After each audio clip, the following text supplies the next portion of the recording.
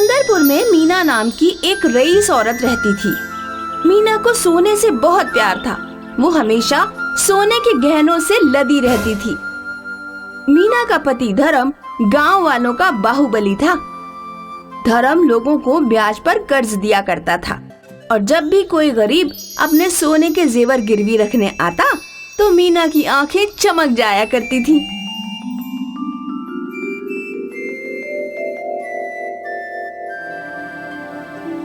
काश ये आदमी कभी पैसे वापस ना लौटा सके। पर ऐसा क्यों? अगर वो पैसे नहीं लौटाएगा तो उसका सारा सोना हमारा हो जाएगा। इतना सारा सोना तो है हमारे पास। मुझे और सोना चाहिए, बहुत सारा। मीना को सोने के प्रति अलग ही लालच था। कुछ साल बाद मीना को एक बेटी हुई जिसका नाम उसने स्वर्णा रखा। स्वर्णा को बचपन से ही मीना सोने के जेवर पहना कर रखती थी। स्वर्णा बड़ी होने लगी और उसे भी अपनी माँ की तरह सोने से प्यार हो गया। उसे भी नए नए सोने के गहनों से सजा धजा रहना पसंद आने लगा। अब तो जैसे माँ बेटी गिद्ध की तरह सोने पे नजर गड़ाए बैठे रहती। एक दिन की बात है, गांव की एक गरीब औरत अपना सोना लेकर धर्म के पास आई। बेटा, मुझे अपने पति के इलाज के लिए पैसे चाहिए। ये सारा सोना रख लो और मुझे जल्दी से पैसे दे दो। ठीक है माँ जी। धर्म ने उस औरत के सोने के जेवर रख लिए और उसे पैसे दे दिए। उस औरत के जाते ही माँ बेटी उसके जेवर देखने लगे। अरे बाप रे, इस बुढ़िया के पास कितने अच्छे जेवर हैं। ये देख स्वर्णा, कितना वजनी हार है ये। हाँ माँ, बहुत सुंदर भी है। मैं तो सोच रही हूँ कि इस औरत के पति के साथ साथ ये भी मर जाए ताकि सारा सोना हमारा हो जाए। तुम दोनों भी ना कभी किसी का अच्छा नहीं सोचती। इतना सोने का लालच होना भी अच्छा नहीं। बच्ची ने बस बोला है, सच में हुआ थोड़ी है जो तुम इतना गुस्सा कर रहे हो। धर्म अपनी पत्नी और बेटी के सोने के लालच से परेशान था। एक दिन की बात है, गांव में एक सिद्ध बाबा आए। सारे गांव के लोग उनसे अपनी मनोकामना मांगने इकट्ठे हो गए। धर्म भी वहां पहुंचा। अब क्या बताऊं बाबा, मेरी पत्नी और बेटी दोनों की दोनों सोने की चमक से अंधी हो गई हैं। उन दोनों का सोने का लालच खत्म ही नहीं हो रहा है। अब आप ही कोई उपाय कीजिए। ठीक है, जाओ उन दोनों को बस यहाँ ले आओ एक बार। धर्म अपने घर गया। मीना, सवर्णा, क्या हुआ? क्यों चिल्ला रहे हो? गांव में सिद्ध बाबा आए हैं। सुना है वो सबकी इच्छाएं पूरी कर रहे हैं। तुम दोनों की कोई भी इच्छा होगी ना, चलो जल्दी चलो, सब पूरी हो जाएंगी। हाँ हाँ। मीना और स्वर्णा दोनों बाबा के पास आए। क्या इच्छा है तुम्हारी पुत्री? मुझे और मेरी बेटी को ढेर सारा सोना चाहिए। पक्का? हाँ। मैं तुम्हें ढेर सारा सोना दे सकता हूँ, पर वो किसी भी रूप में होगा। जरूरी नहीं कि तुम उसे पहन सकोगी। सोना तो सोना है, चाहे जैसा भी हो। मैं पिघलाकर जेवर बना लूंगी। आप बस हमें सोना दे दीजिए। ठीक है, जैसी तुम्हारी मर्जी। सिद्ध बाबा ने कुछ मंत्र पढ़ना शुरू कर दिया और फिर उन्होंने मीना और स्वर्णा पर पवित्र जल छिड़क दिया। कल सुबह तुम दोनों के पास ढेर सारा सोना होगा। धन्यवाद, आपका बहुत बहुत धन्यवाद। मीना और स्वर्णा खुश थे कि उनके पास बहुत सारा सोना आने वाला था। वो रात में सोते सोते भी सोच रहे थे कि आखिर उस सोने का वो क्या क्या बनाएंगे। जब मीना और स्वर्णा ने अपनी आंख खोली तो वो बहुत खुश थी, पर जब उन दोनों ने बिस्तर से उठने की कोशिश की तो वो उठ ही नहीं पा रही थी। माँ, माँ, मैं उठ नहीं पा रही हूँ। मैं भी। ए जी उठिए। धर्म उठकर बैठ गया और उसने देखा कि मीना और स्वर्णा दोनों के कान बड़े हो चुके थे और सोने के थे। तुम दोनों के कान सोने के हैं? क्या? हाँ सच्ची, तुम दोनों के कान सोने के हैं और हाथी के कान जितने बड़े भी हैं। अब सब मुझे चिढ़ाएंगे। तू चिढ़ना छोड़, हम तो उठ भी नहीं पा रहे हैं। इन सोने के कानों का वजन इतना ज्यादा है। अच्छा है ना, तुम दोनों को ढेर सारा सोना मिल गया। ए जी, जाओ सिद्ध बाबा को यहाँ ले आओ, अब वही कुछ कर सकते हैं। ठीक है, मैं अभी जाता हूँ। धर्म सिद्ध बाबा को बुलाकर ले आया। क्या हुआ मीना, तुम्हारी मनोकामना तो पूरी हो गई है ना? पर ऐसे हम दोनों तो उठ भी नहीं पा रहे हैं महाराज, हमारी मदद कीजिए। इसमें मैं तुम्हारी क्या मदद कर सकता हूँ? मैंने कहा था तुम्हें बहुत सोना मिलेगा, पर जरूरी नहीं कि तुम उसे पहन सकती हो। नहीं चाहिए मुझे सोना। अरे मीना, तुम ये क्या बोल रही हो? तुम्हें तो ढेर सारा सोना चाहिए था ना। स्वर्णा, तुझे सोने के कान अच्छे नहीं लगे क्या? यहाँ हमारी जान जा रही है और तुम मजाक कर रहे हो।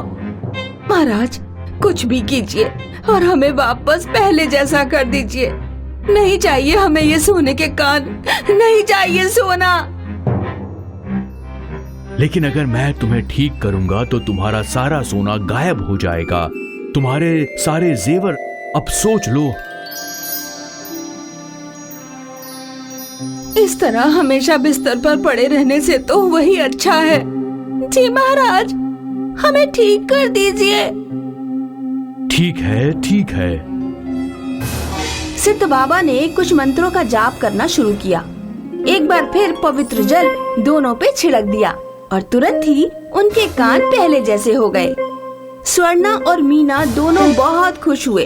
वो दोनों सिद्ध बाबा के चरणों में गिर पड़े। हम दोनों समझ गए हैं, सोने का लालच नहीं करना चाहिए। अब से हम कभी सोने के पीछे नहीं भागेंगे। बहुत अच्छे, सदा खुश रहो। सिद्ध बाबा ने मीना और स्वर्णा को उनका सबक सिखा दिया। अब भी जब वो सोने के कानों के बारे में सोचती हैं, तो वो ठिठुर जाती हैं। शिवपुर गांव में विमलेश रहती है। विमलेश का पति धीरज शहर में काम करता है। विमलेश की 13 साल की एक सौतेली बेटी शिवानी भी है, जो विमलेश को बिल्कुल भी पसंद नहीं है। एक दिन सुबह सुबह शिवानी बैठकर अपने नाखूनों पर नेल पेंट लगा रही है। तभी बाहर से चिल्लाते हुए विमलेश आती है। ओहो दादी जी, यहाँ बैठी हो और नाखून रचा रही हो। कुछ और काम नहीं है, क्योंकि बाप ने नौकर जो लगाए हुए हैं। माँ, वो मुझे आज अपनी दोस्त के पास जाना था, मैं तो बस इसीलिए लगा रही थी। हाँ हाँ, क्योंकि दोस्त की तो आज सगाई होने वाली है ना, जो वहाँ जाने के लिए सारा काम छोड़कर पहले श्रृंगार हो रहा है। माँ, मुझे अभी स्कूल नहीं जाना है। बड़ी आई महारानी, बिना कुछ काम किए स्कूल जाने वाली। चुपचाप पहले आज का काम खत्म कर, उसके बाद कुछ करना। माँ, वो मैं कुछ नहीं कर, और चुपचाप जाकर काम कर, तब जाकर कुछ सोचना। शिवानी चुपचाप जाकर काम में लग जाती है और उसका स्कूल जाना कैंसिल हो जाता है। अगले दिन विमलेश को शहर जाना होता है, तो वो अपनी नई साड़ी निकालती है और तैयार होने लगती है। लेकिन तभी वो देखती है कि उसकी नेल पेंट नहीं मिल रही है। ये देखकर विमलेश लाल पीली हो जाती है। शिवानी, ओ शिवानी, कहाँ है तू? अभी यहाँ पर आ। शिवानी दौड़ते हुए आती है। हाँ माँ, क्या हुआ बताओ। ज्यादा भोली बनने की कोशिश मत करो और चुपचाप बताओ, मेरी नेल पेंट कहाँ रखी है? माँ, मैंने नेल पेंट नहीं ली है। देखो शिवानी, मैं अच्छे से जानती हूँ कि जितना कोरोना में मरीजों को ऑक्सीजन की जरूरत है, उतनी ही तुमको नेल पेंट की जरूरत है। तो चुपचाप सच सच बता दो, वरना अच्छा नहीं होगा। माँ, मैं सच कह रही हूँ, मेरा विश्वास करो। तू ऐसे नहीं मानेगी, तुझे अभी बताती हूँ। विमलेश शिवानी को बहुत पीटती है। शिवानी रोते रोते बेहोश हो जाती है। शिवानी सुबह स्कूल के लिए रास्ते में जा रही है। तभी वो देखती है कि सामने से उसका पिता धीरज आ रहा है। ये देखकर शिवानी की आंखों में चमक आ जाती है। शिवानी दौड़कर धीरज के गले से लिपट जाती है। पापा, आप आ गए, मेरे प्यारे पापा। हाँ बेटा, मेरा बहुत मन कर रहा था तुम दोनों से मिलने का, इसलिए आज सुबह ही चला आया। मुझे भी आपकी बहुत याद आ रही थी पापा। आज तुम स्कूल मत जाओ, घर चलते हैं, खूब खेलेंगे। पापा, आप मेरे लिए क्या लाए हैं? मैं जानता हूँ तुम्हें सबसे ज्यादा क्या पसंद है, इसलिए मैं तुम्हारे लिए तुम्हारी प्यारी चीज लाया हूँ। वाह पापा, मैं बहुत खुश हूँ। पापा, मुझे भी आपके साथ शहर जाना है, अब मैं यहाँ नहीं रहूंगी। हाँ बेटा, मैं तुम दोनों को लेने ही आया हूँ। माँ भी हमारे साथ जाएंगी क्या? क्या हुआ, कोई परेशानी है क्या? नहीं, सब ठीक है। दोनों बात करते हुए घर वापस पहुँच जाते हैं।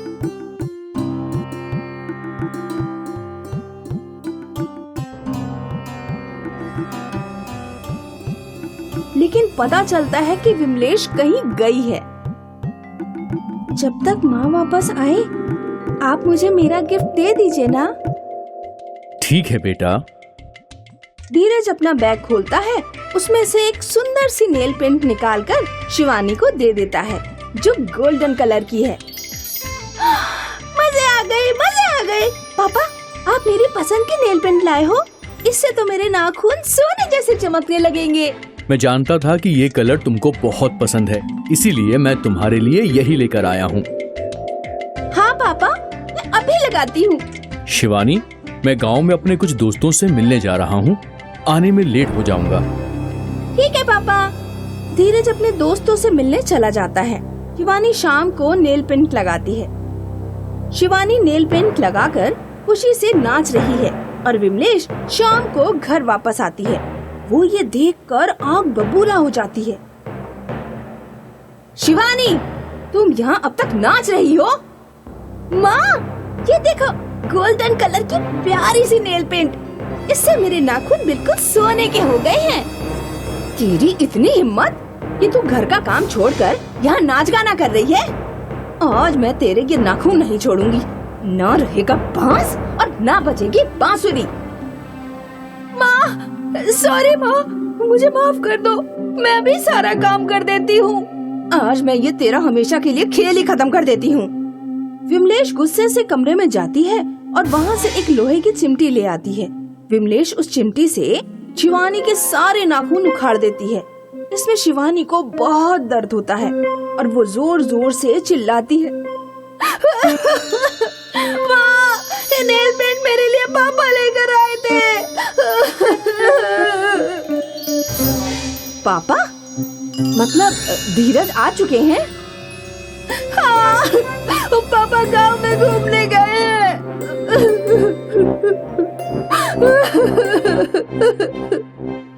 शिवानी रोते हुए अपने कमरे में भाग जाती है और रोते रोते सो जाती है। आज शिवानी सोकर नहीं उठी है।